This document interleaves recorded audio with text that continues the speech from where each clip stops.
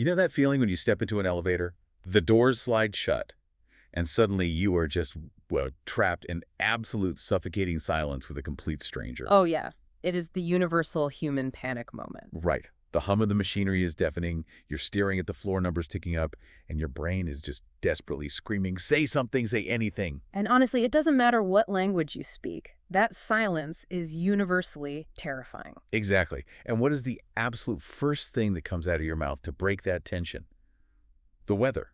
I mean, it is always the weather. Always. But here is the challenge, especially if you are an intermediate English learner tuning in. You're trying to navigate these everyday, unscripted interactions, right? But getting stuck using the same basic words over and over, like just saying, it is hot or it is raining. Yeah, it can feel incredibly limiting. It really does. You know exactly what you want to convey, but you just don't have the palette to paint the picture. It feels like you aren't really expressing your actual reality. You know, you end up sounding like a weather app instead of a human being. Right, a robotic weather app, which is why today's deep dive is entirely focused on a fantastic set of materials we've compiled, titled English for Daily Life, Environment, Weather, and Nature. It's a great collection. It really is. Our mission today for you listening is to upgrade your conversational English. We want to take you from those basic, rigid textbook phrases to the nuanced, natural-sounding vocabulary that actually helps you connect with anyone, anywhere. And without having to memorize a giant dictionary. Exactly. We're skipping the dictionary and focusing purely on the high-impact, everyday phrasing. So, okay, let's unpack this. Let's do it. And honestly, it's the perfect day for this topic. I'm actually looking out the window of a coffee shop right now, and I'm watching the sky shift from this bright blue to a really ominous gray. Oh, setting the scene. I love it. Well, it just perfectly illustrates why this matters so much. Mastering these specific words, you know, how we describe the sky, the landscape, the shifting environment, it really is the ultimate key to daily communication. Because it's the one shared reality we all live in. We all share the sky. Precisely. But I gotta say, I have to push back a little right at the start.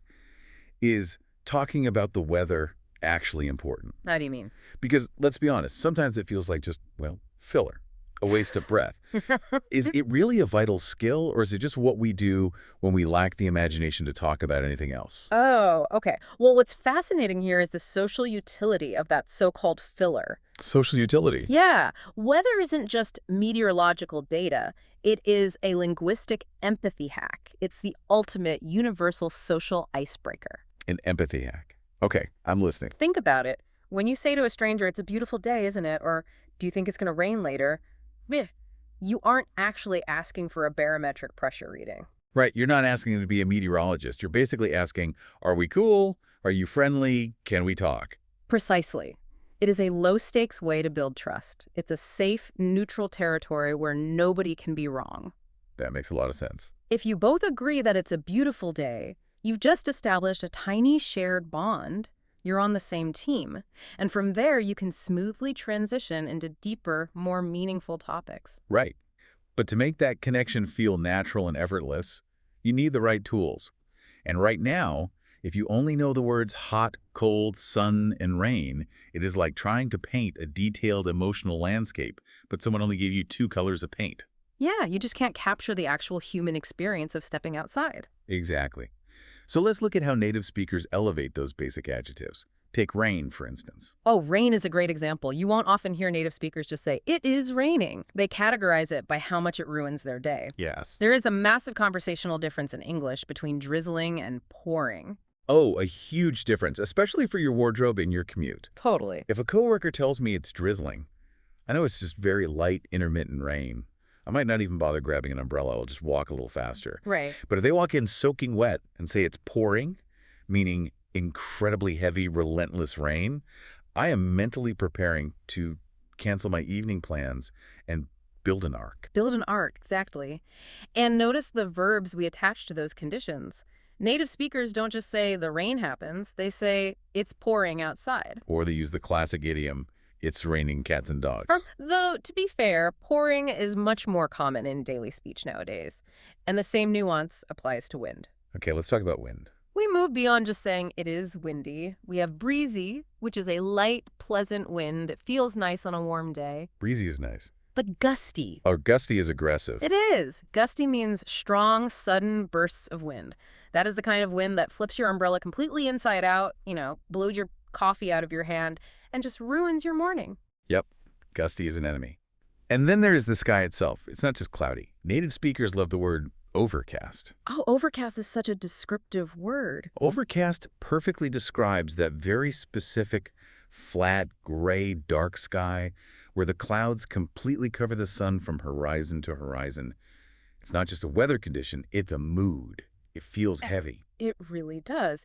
And speaking of mood, we absolutely have to talk about how native speakers use exaggeration to force that social connection. Yes, the extremes. Yeah. This is my absolute favorite part of English because it's so dramatic. It really is. If you walk into an office and politely state, "It is cold outside," that's fine. It's factually accurate. But it kind of halts the conversation. Exactly. However, if you walk in, dramatically rubbing your arms, shivering, and you say, "I am freezing. Is the heater even on?" Well, you are instantly inviting a response. You want engagement. Right. Now, freezing technically means 32 degrees Fahrenheit or 0 degrees Celsius, the freezing point of water.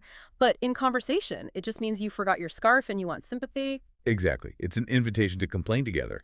And on the flip side, we have boiling or scorching. Oh, scorching is a great one. You don't just say, "It is very hot." You wipe your forehead and say, "I can't believe it today. It's absolutely scorching out there." Because scorching literally implies something is burning or turning brown from the heat. It is so much more evocative. It paints a picture of the sidewalk radiating heat. And for the comfortable middle ground, we don't just use good, we say it's warm, which implies a pleasant, comforting heat. Or we say it's chilly. Chilly is brilliant. It is, because it describes the exact kind of weather where you just need to grab a light jacket. It's not freezing, but there's a bite in the air. So using words like scorching, freezing, drizzling, and gusty, they instantly signal to the listener that you aren't just reciting a textbook. You are experiencing the world exactly the way they are. And that shared experience is the foundation of all good conversation. Okay, so we've broken the ice. We've complained about the overcast sky. We've bonded over the scorching heat.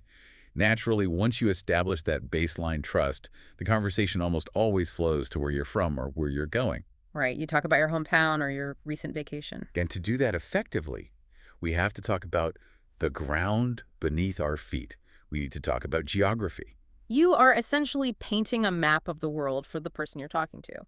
And the trap here for intermediate learners isn't necessarily that they don't know what a mountain or an ocean is. Of course they do. Right. The trap is how English expects you to scale these words and the specific verbs we pair them with. Yes, let's talk about scale and expectation.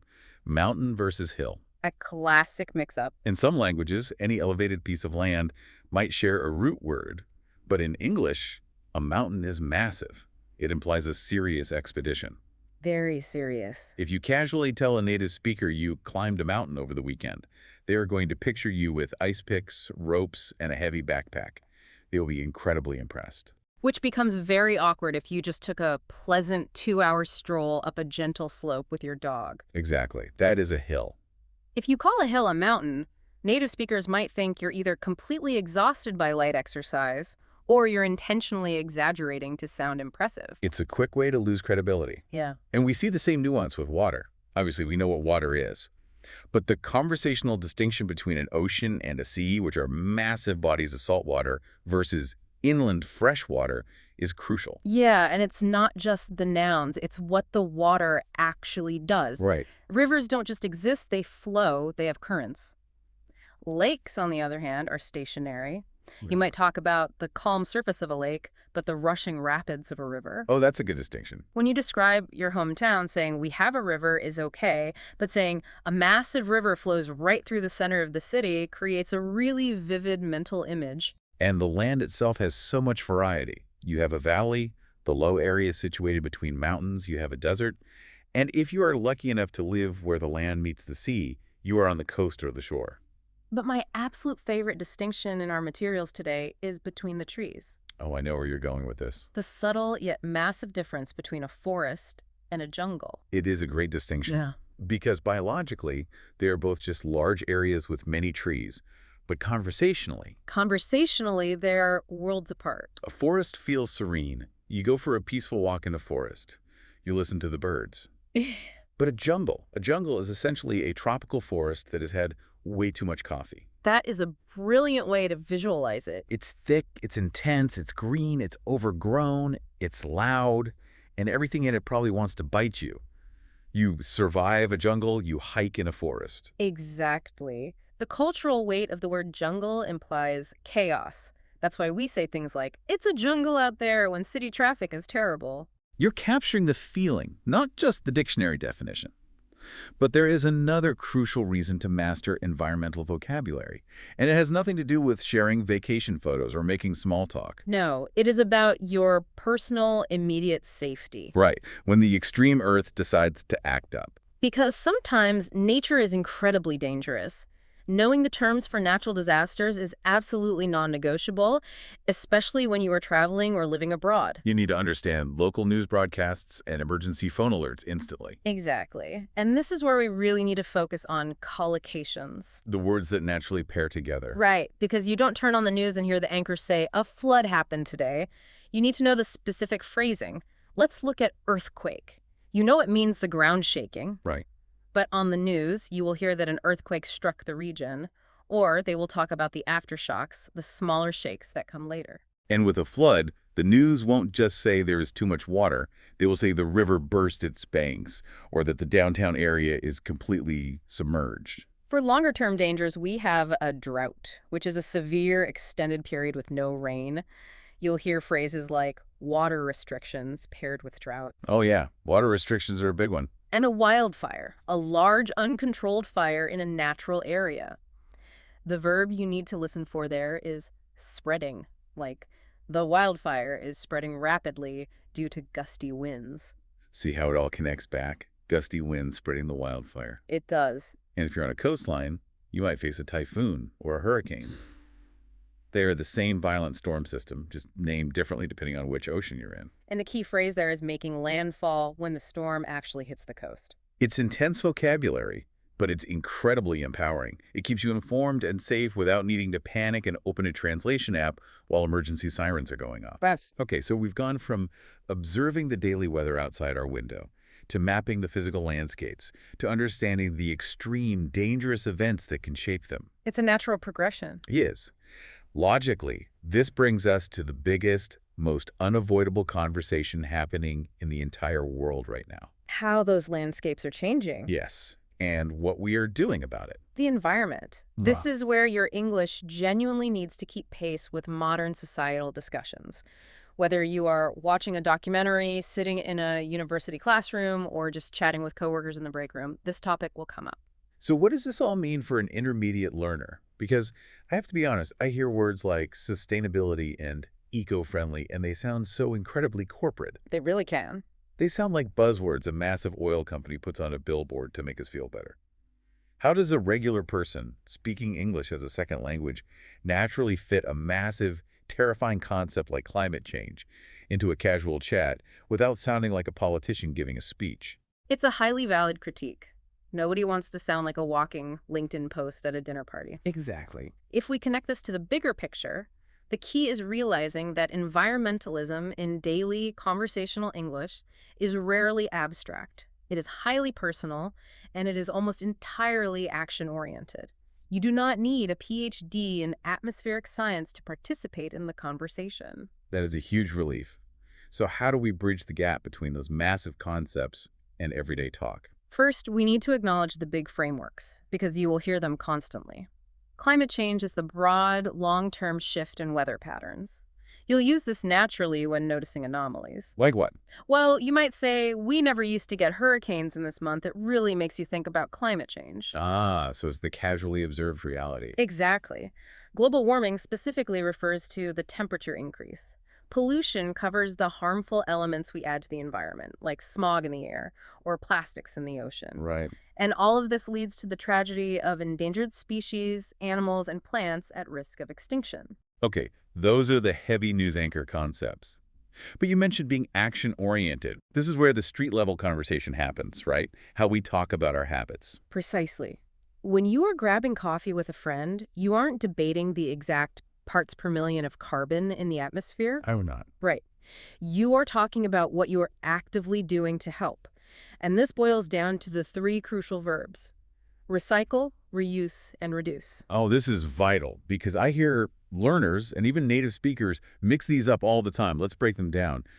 Recycle does not just mean throwing something in a different colored bin. No, it doesn't. Recycling is an industrial process. It means taking waste materials and actually transforming them into new material. Right. You put a plastic bottle in the recycling bin, and a facility melts it down to make a new notebook cover. That's recycling. Whereas reuse is much more direct. It means taking an item and using it again yourself in its current form. Give me an example. Well, if I finish a jar of jam, wash it out, and use it to hold my pens, I am reusing it.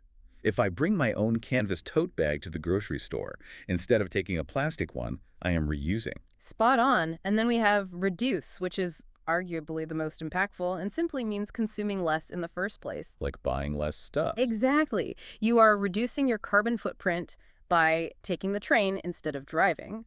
You are reducing plastic waste by refusing to buy single-use water bottles. And we also hear save energy, which is as simple as flipping off the light switch when you leave a room or turning the AC down a few degrees. So to answer your earlier question about how to avoid sounding like a corporate brochure, you just rely on these action verbs. You don't need to give a speech on the macroeconomic benefits of sustainability. Thank goodness. If someone offers you a plastic straw, you just politely decline and say, "No thanks, I'm really trying to reduce my plastic waste." Or, "I started biking to work to save energy." It's brilliant. It perfectly integrates those massive, intimidating global concepts into a casual daily framework. It makes you an active participant in the global conversation just by casually describing your daily habits. It grounds the language in reality. I love that. Okay, we have covered an incredible amount of ground today, literally and figuratively. We've done weather, geography, disasters, and global climate action. We really have. But here's where it gets really interesting. Nature and weather are so fundamental to the human experience, so deeply wired into our brains, that they haven't just stayed outside. They have completely invaded the rest of the English language. They really have. Native speakers constantly use weather and nature to describe situations that have absolutely zero connection to the outdoors. Yes, we are talking about idioms, and our materials highlight some absolute classics. Let's start with a famous one, the tip of the iceberg. Oh, a classic. The dictionary definition is only a small, visible part of a much larger hidden problem. But to really grasp it, you have to visualize it. It is a brilliant, slightly terrifying visual metaphor. An iceberg is a massive, floating mountain of ice in the ocean. But because of how ice floats, you only see the very top 10% poking out above the waves. The rest is hiding. Yeah, the other 90% is a massive, jagged hazard hidden underneath the dark water, just waiting to tear the bottom out of a passing ship. The Titanic effect on language. I use this idiom constantly, usually when I'm trying to clean my house. Oh, really? Oh, yeah. I'll have a disastrously messy room. I'll panic, shove all the clutter into a closet, and quickly shut the door before company arrives. The clean floor they see. That is just the tip of the iceberg. The real catastrophic mess is hiding in that closet. That is a highly relatable, if slightly concerning example. Hey, I'm just being honest. But it proves the point perfectly. You can apply it to anything, like the accounting error we found today. I'm worried it's just the tip of the iceberg. Idioms like this are the true secret shortcut for an English learner. How so? Because they can be tricky to memorize. They can be, but the payoff is massive. Because memorizing a list of dictionary definitions shows a native speaker that you've studied hard. But dropping a perfect idiom smoothly into a casual conversation, that instantly signals deep cultural fluency. It shows you get it. Exactly. It shows you understand the rhythm, the history, and the shared imagery of the language. It makes you one of the group. Like saying something is a breeze. As we learned earlier, a breeze is a pleasant, light wind. It requires absolutely no effort. It just washes over you. Right. So if a coworker asks, "How was that software training?"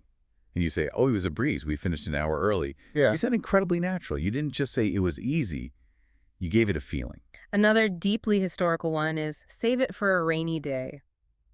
Today, this means to save money or resources for a time in the future when you might unexpectedly need them. Makes sense. But think about the roots of the phrase. Historically, in an agrarian society, a rainy day meant you couldn't work the fields, you couldn't harvest, you couldn't earn a living that day. Oh, wow. So rain wasn't just an inconvenience. It was a sudden pause in your income. Exactly. So if you had an exceptionally good harvest, you wouldn't spend all the profit. You would literally save the extra money to feed your family on the days when the rain kept you indoors. That's fascinating. Yeah. Today, if you get a surprise bonus at work, you don't go buy a new TV. You put in a savings account and say, I'm going to save this for a rainy day. It carries so much generational wisdom in just 6 words. And finally, we have a phrase that sounds almost poetic, under the sun, which simply means everything in the entire world or all possible options. Right. Like, I've tried every diet under the sun, and none of them work. It takes the literal sun, the giant star that gives us those scorching summer afternoons, and turns it into this massive glowing canopy that covers the entirety of human existence. We stayed up all night drinking coffee and talked about everything under the sun. It's beautiful. It shows how we look up at the sky to make sense of our own lives. We really went from just nervously asking a stranger if the elevator heater is broken to covering the entirety of human existence under the sun. That is the magic of expanding your vocabulary. You aren't just learning words, you're learning new ways to connect. It really is. So let's wrap up this journey. For you listening, we have traveled far. We started with those... And finally, we unlocked that elusive native-level fluency with nature-based idioms, learning how icebergs and rainy days can help you express complex situations with ease. You genuinely have the tools now to describe the world around you with total confidence and nuance. But we aren't going to let you just passively listen and walk away.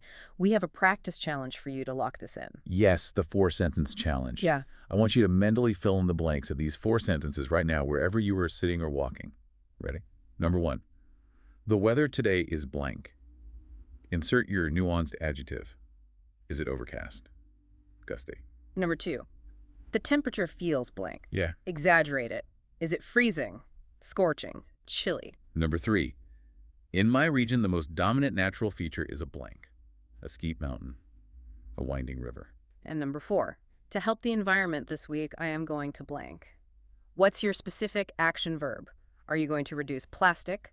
Save energy? If you can seamlessly fill in those 4 blanks in your head right now, you are already putting this knowledge into action. You're moving from a passive learner to an active communicator. Now, before we sign off, I want to leave you with a thought to mull over. Something a bit deeper to chew on that builds on everything we've explored today. I'm intrigued. What's the thought? We just talked about how deeply baked weather is into our cultural idioms. We save for a rainy day because historically rain was just an inconvenience, a temporary pause in normal agrarian life. Right. But with everything we just learned about climate change, global warming, and extreme weather, well, how might our English idioms actually evolve in the future? Oh, that is a fascinating question. Right.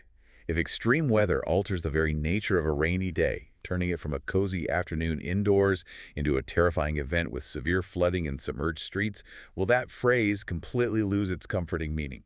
Will saving for a rainy day mean something entirely different, something much darker to the next generation of English speakers? That is a profound linguistic mystery. Language never stays still. It always adapts to the environment it lives in. If the environment changes, the language must change with it. It really must. Something to think about the next time you look out the window at an overcast sky. Until next time, keep practicing those verbs, keep observing the world, and keep talking about everything under the sun.